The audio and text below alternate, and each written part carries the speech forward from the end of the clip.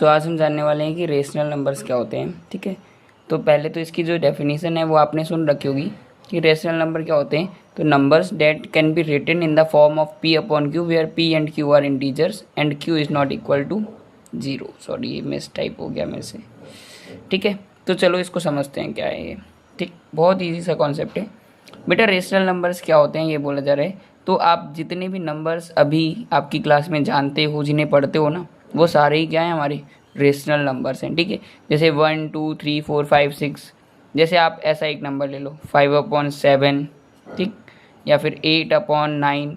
तो ये देखो, ये 5 क्या है, एक इंटीजर है। इंटीजर हमने पढ़ लिया है, तो आप समझ पा रहे होगे हमारा जो भी नंबर जिसे हम p/q के फॉर्म में लिख सकते हैं। ठीक है, जैसे 5/7, 8/9, ये सारे हमारे क्या हैं, ये सारे हमारे रेशनल नंबर हैं।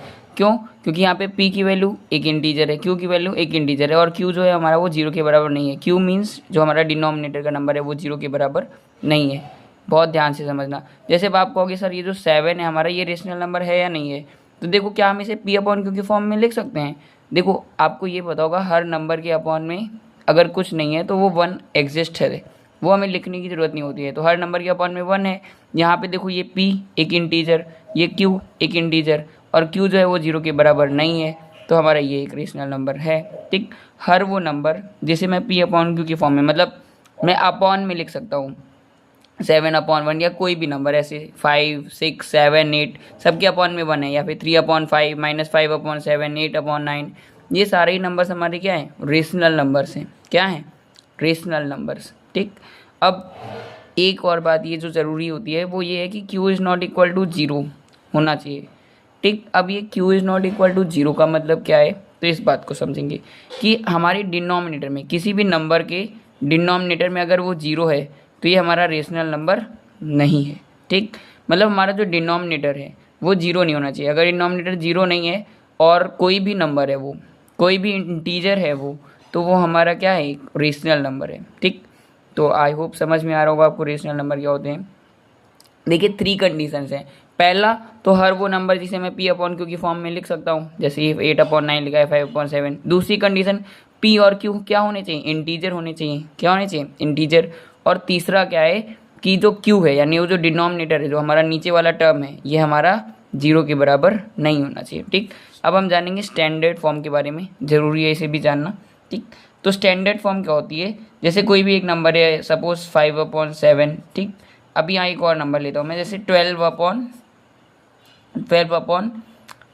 है। ठीक, तो ये हमारा भी रेशनल नंबर तो है। क्यों? क्योंकि ये p/q के फॉर्म में 12 भी एक इंटीजर है और 18 भी एक इंटीजर है, तो इंटीजर अपॉन इंटीजर p/q के फॉर्म में है सर ये। तो ये हमारा रेशनल नंबर क्यों नहीं है सर, सॉरी, ये हमारी स्टैंडर्ड फॉर्म नहीं क्यों नहीं है रेशनल नंबर की।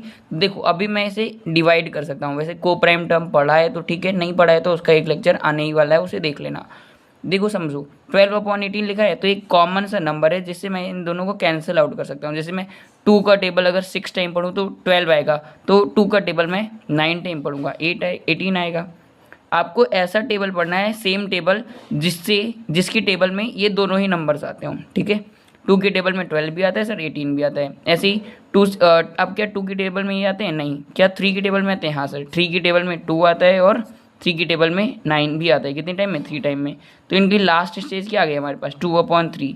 क्या अब ये और स्मॉलर हो सकते हैं, क्या 2/3 को और मैं स्मॉल कर सकता हूँ, नहीं। अब कोई भी ऐसा कॉमन नंबर नहीं है जिसकी टेबल में 2 भी आता हो, 3 भी आता हो, 1 को छोड़ के। अब 1 से काटेंगे तो कोई चेंज ही नहीं आएगा, तो कोई मतलब नहीं है। ठीक, तो स्टैंडर्ड फॉर्म क्या होती है, आप ऐसा भी बोल सकते हैं, स्टैंडर्ड फॉर्म रेशनल नंबर की सिंपलेस्ट फॉर्म होती है। यानी कि ऐसा नंबर जिसे मैं डिवाइड करता जाऊं तो जो लास्ट स्टेज मिले, जिसके बाद अब मैं उसे काट नहीं सकूं, वो हमारा स्टैंडर्ड फॉर्म है रेशनल नंबर का। 5/7 already rational form, standard form है, क्योंकि अब कोई भी ऐसा नंबर नहीं जिससे मैं इसे कट कर सकूँ। एक और एग्जाम्पल लेते हैं। ठीक है, सपोज यहाँ पे लिखा है आपका 15/25। ठीक, तो आप सबको पता है 5 की टेबल में 15 भी आता है तो ये rational number, but rational number की स्टैंडर्ड फॉर्म नहीं है। तो स्टैंडर्ड फॉर्म को लिखने के लिए आपको चेक करना पड़ेगा कोई ऐसा नंबर जिससे ये कट सकते हो। तो 5 की टेबल में 15 आता है कितने टाइम में, 3 टाइम में। 5 की टेबल में 25 आता है 5 टाइम में। अब क्या और किसी से इसे और काट सकता हूँ, नहीं। 1 के अलावा और कोई नंबर नहीं जिससे मैं इसे कैंसिल आउट कर दूँ इन दोनों नंबर्स को आपस में। तो this is our standard form. ठीक, अब एक और इंपॉर्टेंट बात, चलो ठीक है, बाकी की